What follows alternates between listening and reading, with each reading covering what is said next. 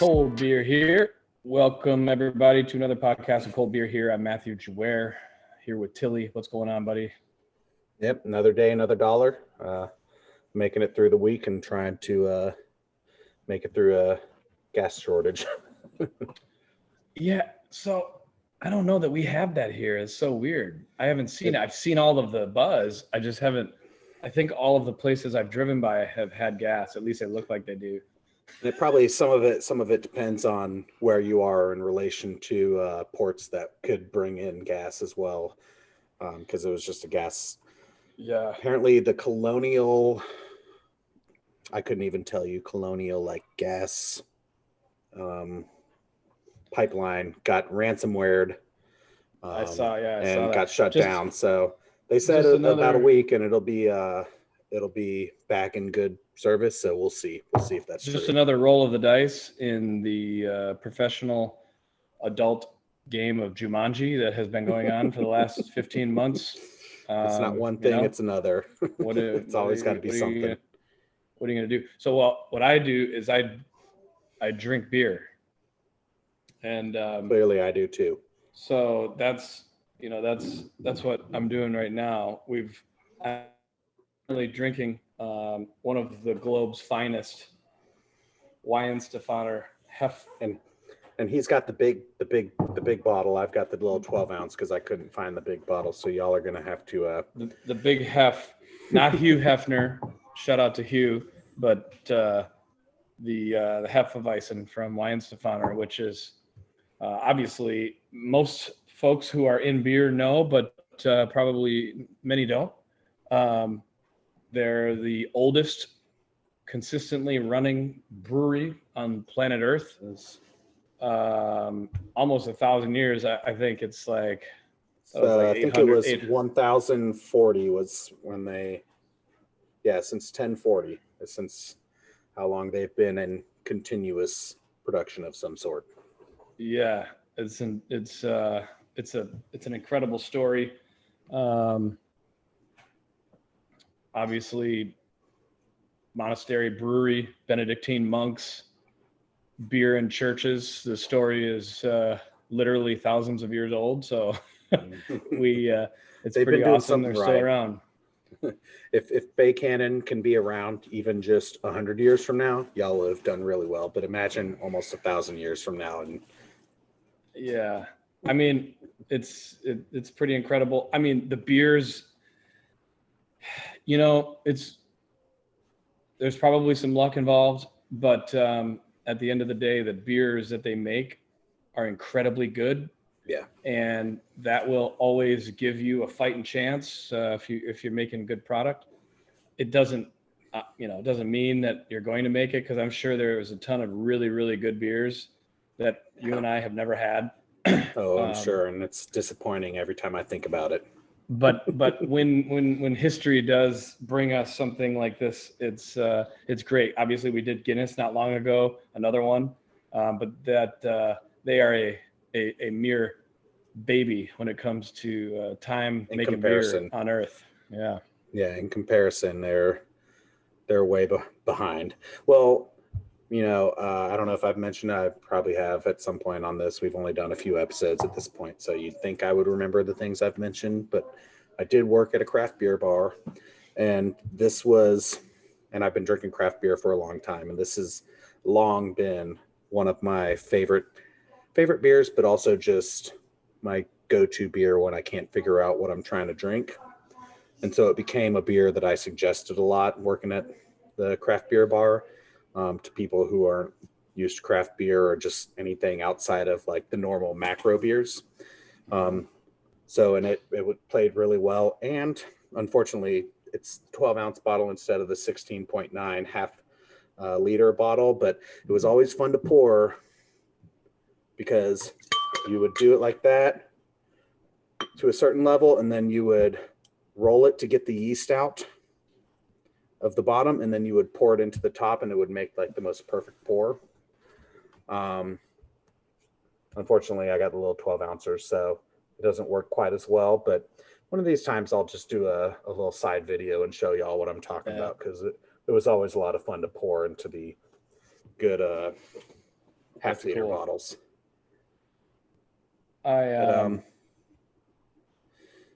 Good. I was just I have their page up because when I said I don't know about 1,000 years, I just was like, let me see what they have on their page,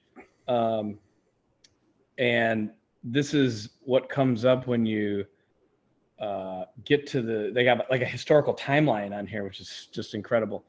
In 1725 is when the timeline starts, and that was also the year that founded the art of brewing at Weihenstaphaner.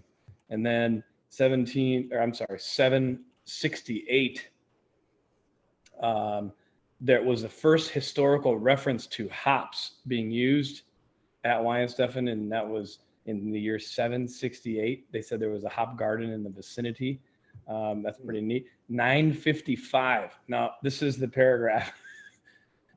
That year, the Hungarians plundered and destroyed the Weihenstaphaner monastery, thus laying the cornerstone for a long-standing tradition that condemned the Benedictine monks to repeated reconstruction of their monastery. And then you're right, in 1040, beer brewing officially began there, as I assume place was rebuilt. But I just happened to stop on that, seeing that the Hungarians had plundered our dear Weihenstaphaner.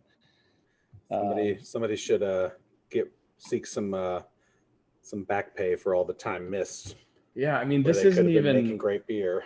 That's not even the Dark Ages, right? This is before the Dark Ages. I mean, what were the Dark Ages, right? In the 15th century, something like that? Yeah, I mean, it's incredible history.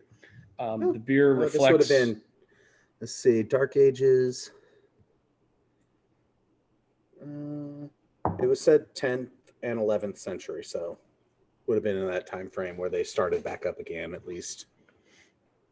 Yeah, I mean, they said that between 1085 and 1463, okay, so not quite 400 years, the Weihenstaphaner monastery burned down completely 4 times, was destroyed or depopulated by 3 plagues, various famines, and a great earthquake. So folks out here thinking that the water is rising a little bit, so the earth's going away and everyone's in trouble. Dude, this brewery has managed far worse. This brewery's been through some stuff. This brewery's been through some stuff. And if you drink it really, really slowly, you can sort of taste it. I'm just kidding. I'm totally kidding. It's just really good beer. Yeah, we're not going to be quite that snobbish. You can taste the struggles that these monks have gone through if you drink it at the perfect speed. The smoke from the consistently burning monastery. It's kind of just a little bit disappointing that you can't go back and taste what it tasted like then and compare it to now and be like, because I'm sure there was some pretty good differences, but most people today, if you're keeping the water the same. Most people no, but the water is one thing, but temp control didn't exist. So all beer back then was funky. So Which is the way I like it, by the way. And I might like to go drink it and taste it because that's interesting. But most people don't want funky flat beer because when there's no forced carb. It's naturally carbonated and bottle conditioned maybe, and some are good, some aren't. Some batches are better than others. It's just sort of the way it goes. But almost all beer was sour back then due to barrels being out and microbes and it's the way it goes. I would love it, but I think it might kind of sour esters creep in once you get above a certain temperature. Yep. And then you get into the whole ales versus lagers and the temperature requirements, and it gets a little bit really off the rails. But anyway, we don't have to go too deep into that at this point. Maybe when we can get an interview in and talk to a brewer, we can kind of get into the nuts and bolts of that kind of stuff a little bit more and let y'all know what we're kind of talking about. Yeah, a lot of the classically trained guys at Siebel, like our head brewer Joe, they did the international Siebel class, so they had almost an entire month on history, and so they really understand a lot of those processes and how things were, because a lot of the stuff now is being recreated. You know, we have beer, Brettanomyces beer. We make farmhouse style beers. We want funky beers. All of that stuff is essentially mimicking the natural yeast that created those beers to begin with, just in a far more, you know, controlled environment. Scientific, so and something you can repeat. Yeah, that it would be great to talk to those guys about. It's fun to talk to them. I mean, it's basically just like science class. Oh yeah, and it's very interesting. Even if you're not really into the science of beer making, it is still very interesting to hear about how they develop this kind of stuff and flavors, and be able to repeat something down to such a familiar level. I am sort of a I'm sort of a Hefeweissen snob, and I say that because I don't love to drink Hefeweissens all the time, but I do like good Hefeweissens. Mm-hmm. And due to the proliferation of beer in America, and you know, it being a style that didn't originate here or wasn't something that was created here, a lot like different IPAs were new, and you know, they were what they were. There's no historical record to tell you that a West Coast IPA should taste differently than when Mirapon from Deschutes came out, or you know, Pliny the Elder or whatever. So, but there is with these, and for years I just thought that Americans sucked at it. The beers that I had, they were just too much banana, too much sweetness, not enough attenuation and dryness, and like refreshing crisp on the back. It was almost like you're just swallowing this fruit, and a lot like the stuff, a lot of the stuff nowadays, but that's on purpose. And in this case, you know, you can really tell a good hef from a not good hef just based on that. And I always, if I'm somewhere and I see it on the menu, what I think is awesome is, to be honest, I have no idea where this is made. Maybe they have breweries elsewhere that are doing it, but every time I see it, I trust it and I get it. And you know, they're bottled and brewed in Weihenstaphaner. Yeah, I mean, this is made there. What does yours say? So mine says brewed under the purity law of 1516, which is good, which basically that is the Bavarian way of saying you have to use these 4 ingredients, and you can't really, you can't use, like, say, rice as a fill-in. You have to use these 4 ingredients. That's what makes beer. It's kind of like how bourbon has to have a certain amount of corn mash, but mine says imported by Total Beverage Solution, Mount St. Pleasant, or Mount Pleasant, South Carolina. So I assume on the it's front. in, what does it say on the front to the bottom left of the brewed and logo? Bottled by Weihenstaphaner Stotz Brewery, Weihenstaphaner, Freising, Germany. Yeah, that's cool. So maybe it all does come from there. It's incredible. I feel like it wouldn't fit them if they were outsourcing the brewing elsewhere. So I'm glad to read that off there. It's one of those things where I trust it wherever I see it, and if I'm at a place, I always go back to first time I ate at Burns, famous steakhouse here in Tampa. Driven past it many times. I just didn't want to get. We were going to do some wine. I just didn't want to right away, and so I started with a beer. And I looked on the list, and it had, you know, they have High Life, and they had Weihenstaphaner, and I'm like, you know, something that's a great hors d'oeuvre beer. I'm gonna get it. I know it's gonna be. And it's gonna go well with a great meal. Yeah, that's one of the nice things about it.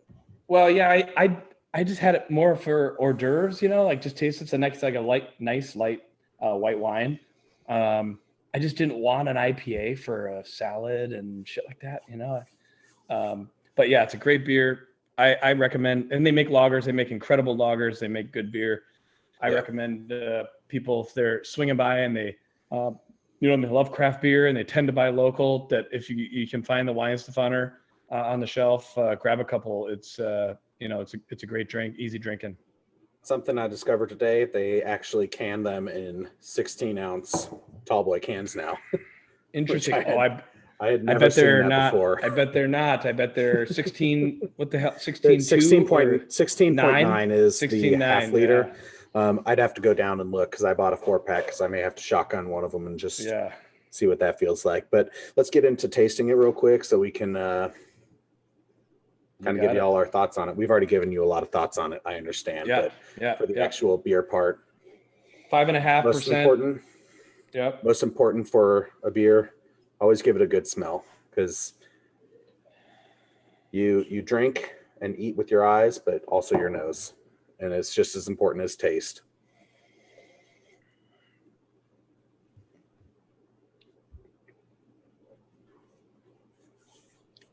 So what I always tell people when I would be recommending this beer is if you're coming from, a Bud Light, a Busch Light, a Natty Light, I would recommend this beer, not because it tastes the same, but because the body of it is just a little bit above that kind of thin American light lager body. And you get some of that richness, but without it being overpowering. And you get a little bit of like herbalness. Like I always told them, like kind of a little bit like clovey banana flavor, which is what I really love about it. And it's a very consistent flavor that you'll always be able to pick out. And I always had a lot of success of selling that in that method to people. Mm-hmm. Yeah, it's in contrast to a traditional, American light beer. It's far more fruit forward, a much better mouthfeel from it's a little more medium bodied. It's a light beer by craft standards. 5.54 is what this is. Yeah. But that's pretty big by domestic standards. But smooth, has a dry finish at the end. I think that's important. That's important just for drinking, but also important for pairing with food. I am a massive snob when it comes to attenuation and dryness on my beers. I want it to finish out. I don't want it to linger. I don't want there to be left. And it's probably why I don't drink a lot of huge stouts on a regular basis other than with food, because I just don't like that viscous sort of residual Motor feeling oil, that's like, left sticks there. to your tongue. Yep. And that's, there's obviously fantastic beers that are 10, 12, even 14%. It's just, that's not something that I prefer. It's very much because I love that. I love that crisp, that I like the flavor profile, I like all that, but I love that dry finish as well. And one of the things I really like about it is, and you'll notice if you buy it, you can be in a store and use their nice lights, nice super bright lights, and you can look through the bottle. And if you look at the bottom, you'll see the yeast, and that's not a bad thing.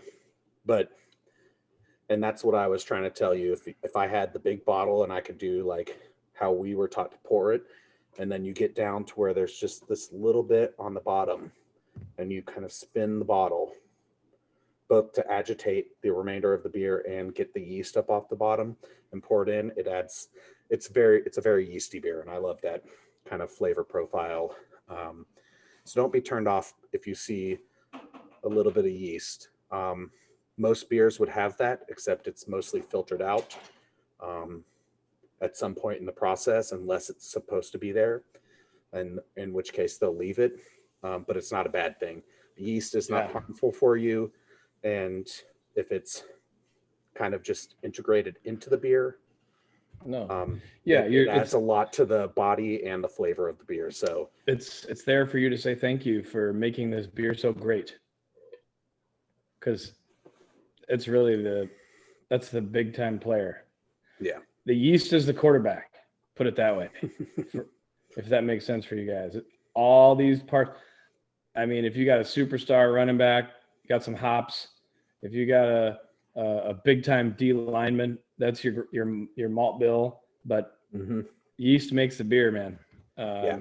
Joe, our head brewer, will not, and I repeat, he will not make an IPA. In particular, he will not make a hazy IPA without a particular kind of yeast. And we've done it. He hates it. He won't do it. Yeast is where the flavor that's, comes from. yeah. I mean, you can impart other flavors using fruit, and obviously you can dry hop and you can do all sorts of things, but the yeast is where you get most of your specific style flavor into it. And then obviously when you go to IPAs, you think hops first, but there are, yeasts that are being put into that give you the front of it. And then obviously on the back of it, you taste the hops and everything, but don't be afraid of a little bit of yeast in the bottom. Now, if you're pouring it out and it looks like chunky milk, obviously you may not like that. I've drank them like that before. I've kind of scooped it off the top, but this beer is not like that. You're just going to you'll see a little cloud of yeast at the bottom. Just mix it, do like this. And then you just pour it in. I drink beer out of a wine glass mostly because they're meant for aroma and flavor. That's what I use this for. I often will swirl it just like a wine, and that does a great job just making sure that your beer stays balanced and anything that is settling gets remixed back in there. Yeah. I mean, this is just a really good beer. It's also a lot like Guinness in that there's incredible history to it. And I think that that's awesome too. If the beer was trash, I wouldn't drink it, but there's a little benefit of the doubt because of what a great story it is. Yeah. And so, yeah, man, I mean, that's about it. Buy some Weihenstaphaner. I have a Hefeweissen. I definitely wouldn't keep drinking it if it sucked. So whatever the story was, I wouldn't keep drinking it if I didn't like it. And it's one of the ones that I drink regularly. So yeah, definitely go buy some. It's available. I've never seen it not available in any city in the country that I've been in. My light's a little too bright for this, but you can't go wrong. Definitely buy some, give it a try. Let us know what you think. And we'll be waiting to hear from you, because unless it's bad, don't tell me if you think it's bad, because I really love it. So well, hey, that's why there's a lot of styles, man. It's not everything is for everybody, but you can not like it. Just don't say it's bad, and don't hurt my feelings like that. It's a great starter beer. You bet. All right. Thanks, guys.